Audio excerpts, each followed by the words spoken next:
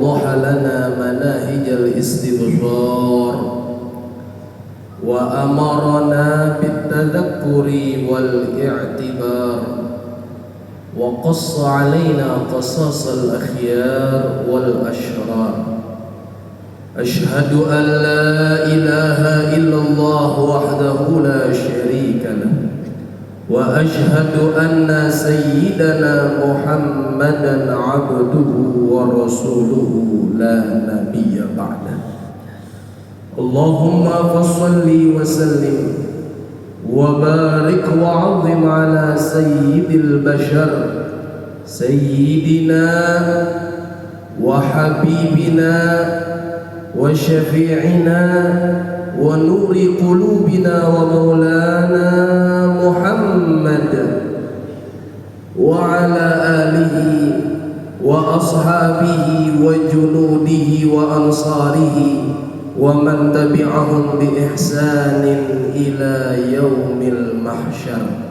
أما بعد، فيا عباد الله، أوصيكم جميعا ونفسي بتقوى الله. اتقوا الله اتقوا الله فقد فاز المتقون. فقال الله تعالى في محكمه تنزيله وهو أصدق القائلين: يا أيها الذين آمنوا اتقوا الله حق تقاته ولا تموتن إلا وأنتم مسلمون. وقال تعالى: يا أيها الذين آمنوا اتقوا الله وقولوا قولا سديدا يصلح لكم أعمالكم ويغفر لكم ذنوبكم ومن يطع الله ورسوله فقد فاز فوزا عظيما. صدق الله العظيم. Ma'asyiral muslimin, hadirin jamaah salat Jumat yang dimuliakan dan dirahmati Allah Subhanahu wa taala. Pertama-tama dan yang paling utama, marilah kita panjatkan puji serta syukur kehadirat Allah Subhanahu wa taala. Begitu juga salawat teriring salam kita haturkan, kita sanjungkan kepada junjungan kita, pemimpin dunia dan akhirat, baginda Nabi besar Muhammad sallallahu alaihi wa alihi wa sahbihi wasallam. Mudah-mudahan rangkaian ibadah yang kita kerjakan di hari yang mulia ini, di masjid yang mulia ini, dari awal hingga akhir, dari yang wajib hingga yang sunnah, kesemuanya diterima oleh Allah Subhanahu wa taala, dan kelak di hari akhirat kita mendapatkan syafaatul uzma, pertolongan terbesar dari Nabi Muhammad sallallahu alaihi wasallam. Hadirin sidang Jumat rahimakumullah, menjadi rukun dalam setiap khutbah Jumat adalah al-wasiyatu bittaqwa, wasiat ketakwaan. Tatkala khatib Jumat tidak membawakan wasiat takwa, usikum jami'an wa nafsi bitaqwallah, maka khutbahnya tidak sah ibadallah. Betapa pentingnya dan betapa urgennya untuk kita segenap hamba Allah agar selalu memperbaharui ketakwaan, mengupgrade keimanan kepada Allah Subhanahu wa taala. Sebagaimana Rasulullah sallallahu alaihi wasallam bersabda, "Jaddidu imanakum bila ilaha illallah." Perbaharuilah, upgradelah iman kalian dengan memperbanyak la ilaha illallah. Hadirin sidang Jumat rahimakumullah, Hujjatul Islam Al-Imam Al-Ghazali rahimahullah, beliau mengumpamakan ketakwaan sebagai ra'sul mal, modal utama dalam taqarrub ilallah, dalam mendekatkan diri kepada Allah Subhanahu wa taala. Sebagai modal adalah ketakwaan, sebagai barang dagangan adalah ibadah dan amal saleh yang kita kerjakan. Pembelinya nasabahnya, customernya adalah Allah Subhanahu wa ta'ala. Allah akan membeli daripada dagangan kita berupa amal soleh dengan modal utama berupa ketakwaan, dan akan dibayar bi anna lahumul jannah, akan Allah bayar dengan surganya yang membentang luas di hari akhirat. Kita semua, apa yang sedang kita lakukan dan yang telah kita lakukan, semuanya akan dibalas oleh Allah Subhanahu wa ta'ala. Kita akan selamat dari api neraka, kita akan dimasukkan ke dalam surga. Lebih bersyukur apabila masuk ke dalam surga bersama-sama Nabi Muhammad sallallahu alaihi wasallam.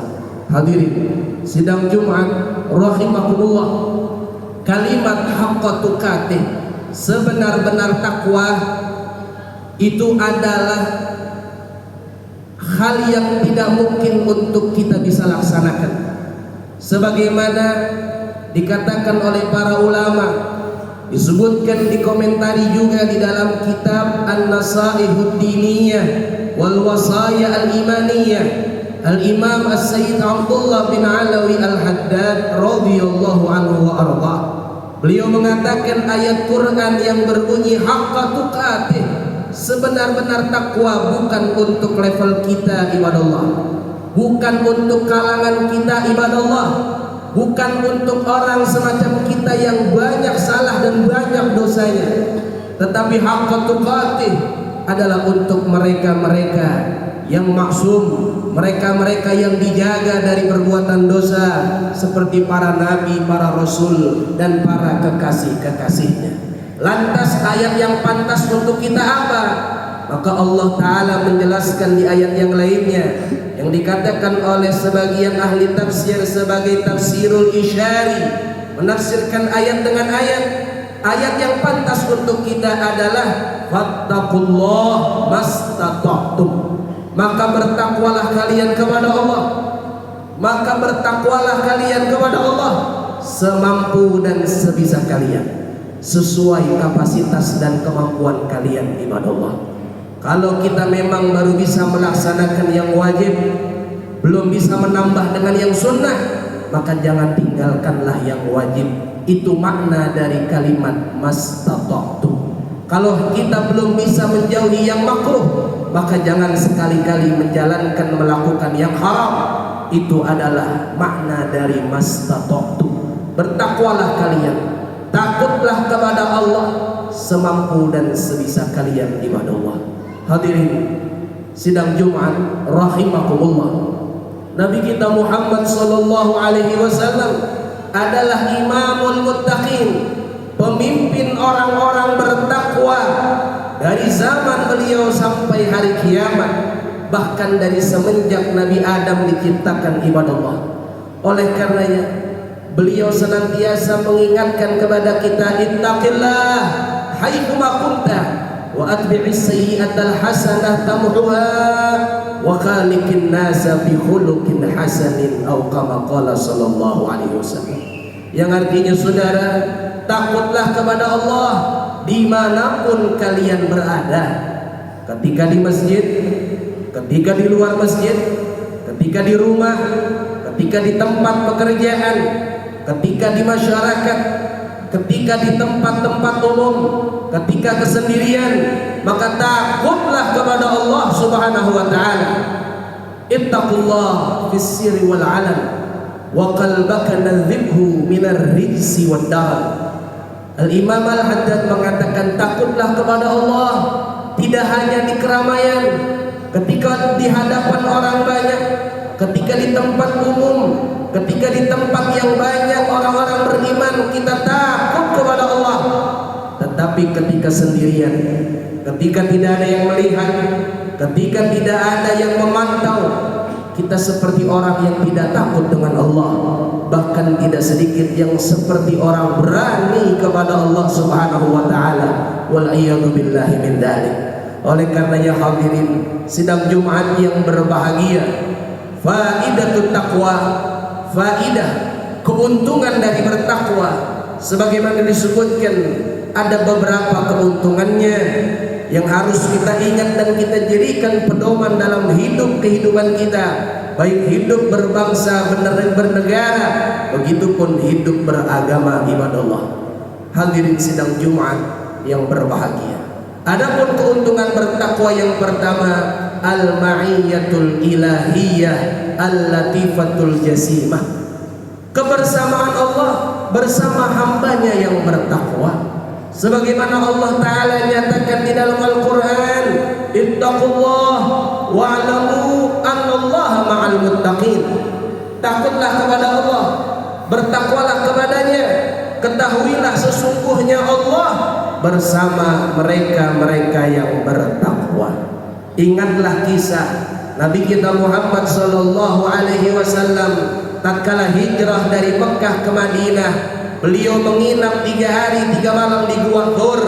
Yang menemani Rasulullah adalah sahabat mulia sekaligus mertuanya Abu Bakar As-Siddiq radhiyallahu anhu wa ardhah.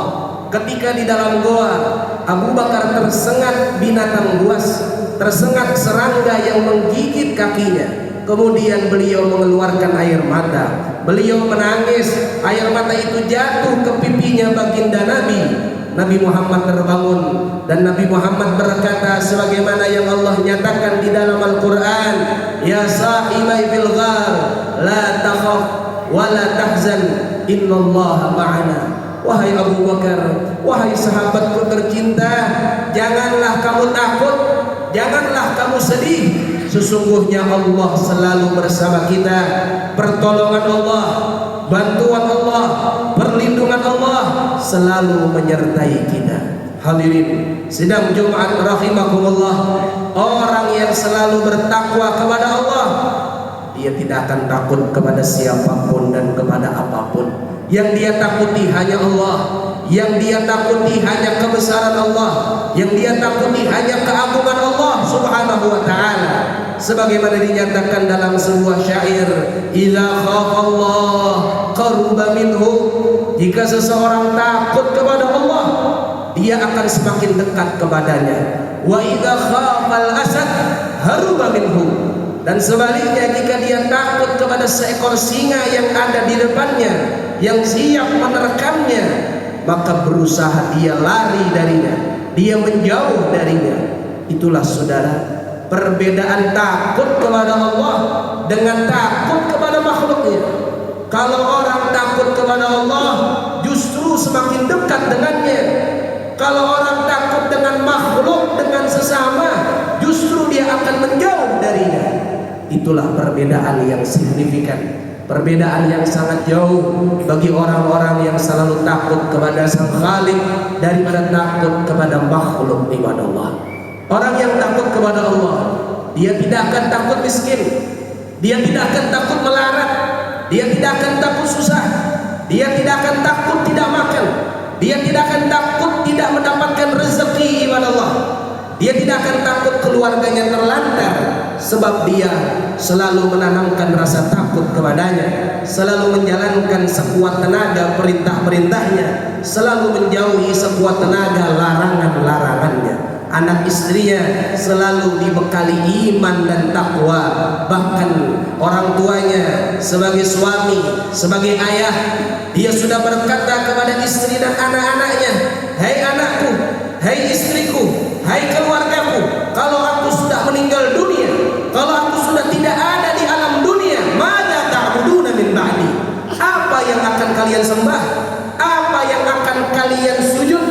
Kalian sujud kepadanya, kepada siapa? Maka keluarga, istri, anak-anak, cucu, keturunan adalah hakikatnya mereka penerus kebaikan kita, penerus sujud kita, penerus sholat kita, penerus estafet ketakwaan kita kepada Allah subhanahu wa ta'ala. Tentunya kita selalu melaksanakan itu semua dengan ikhtiar, dengan usaha yang kita mampu, mencari nafkah, membiayai keluarga, membahagiakan mereka dengan banting tulang peras keringat. Itulah layaknya seorang ayah, layaknya seorang suami, layaknya imam di rumah tangga, rela berkorban dengan dirinya, tidak memenuhi keinginan kebahagiaan dirinya, demi kebahagiaan keluarganya. Tetapi itu semua harus dibarengi dengan doa, dengan munajat kepada Allah. Ikhtiar, doa adalah satu paket yang tidak bisa dipisahkan. Orang yang hanya mengandalkan ikhtiar, mengandalkan usaha, ini kerja keras saya, ini keringat saya, ini hasil jerih payah saya, itu adalah orang yang sombong ibadallah. Tetapi orang yang hanya mengandalkan doanya, dia hanya berharap kepada Allah, dia hanya bermunajat kepada Allah, tapi dia tidak mau usaha, maka dia adalah orang yang kosong ibadallah, sia-sia. Usaha tanpa doa sombong, doa tanpa usaha kosong ibadallah. Maka usaha dan doa harus selalu bersamaan. Hasilnya adalah bertawakal kepada Allah. Orang yang sudah berusaha, orang yang sudah berdoa, maka pasrahkan segala urusannya kepada Allah. Pasrahkan diri kita kepada Allah, pasrahkan keluarga kita kepada Allah, pasrahkan anak istri kita kepadanya, pasrahkan semua orang yang ada dalam tanggungan kita kepada Allah Subhanahu wa taala. Wa ufawwidu amri ilallah, hasbunallahu wa ni'mal wakil, ni'mal maula wa ni'man nasir, wa la haula wa la quwwata illa billahil aliyyil azim. Itulah hamba yang terbaik, hamba yang bertakwa dengan berusaha dan berdoa, kemudian bertawakal, memasrahkan dirinya kepada Allah Subhanahu wa taala. Hadirin sidang Jumat yang berbahagia. Kemudian yang kedua, yang terakhir dari keuntungan kita bertakwa adalah senantiasa Allah memberikan jalan keluar dalam setiap ujian dan cobaan, dalam setiap permasalahan yang kita hadapi selama ini. Permasalahan keluarga, permasalahan pekerjaan, permasalahan di tengah masyarakat, permasalahan bersosial, bahkan permasalahan agama dapat selesai dengan bertakwa kepadanya. Sebagaimana Allah Ta'ala berfirman, wa man yattaqillah yaj'al lahu makhraja wa yarzuqhu min haitsu la yahtasib. Siapa yang bertakwa kepada Allah, artinya kata ulama, siapa yang selalu memperbaharui takwanya di setiap bulannya, di setiap minggunya, di setiap harinya, bahkan di setiap saat detik-detiknya, dia selalu mengupgrade takwanya, maka Allah akan memberikan solusi. Allah akan memberikan jalan keluar yang dia tidak sangka-sangka ibadah Allah. Kebanyakan orang di luar sana ketika ditimpa dengan masalah, ditimpa dengan ujian dan cobaan, dia bukan kembali kepada yang memberikan cobaan, malah dia mencari jalan keluar sendiri, bahkan jalan keluar yang tidak diridhoi oleh Allah. Satu masalah tidak selesai, timbul ribuan masalah yang lainnya. Oleh karenanya Allah sudah mengingatkan, ahasiban nas ayyutraku ayyaqulu amanna wa hum la yuftanun. Apakah mereka menyangka umat manusia apabila mereka berkata amanna, kami beriman kepadamu ya Allah, wa hum la yuftanun, mereka tidak diuji, mereka tidak dicoba, mereka tidak dirundung dengan berbagai persoalan permasalahan hidup? Hasya wa kalla, mustahil.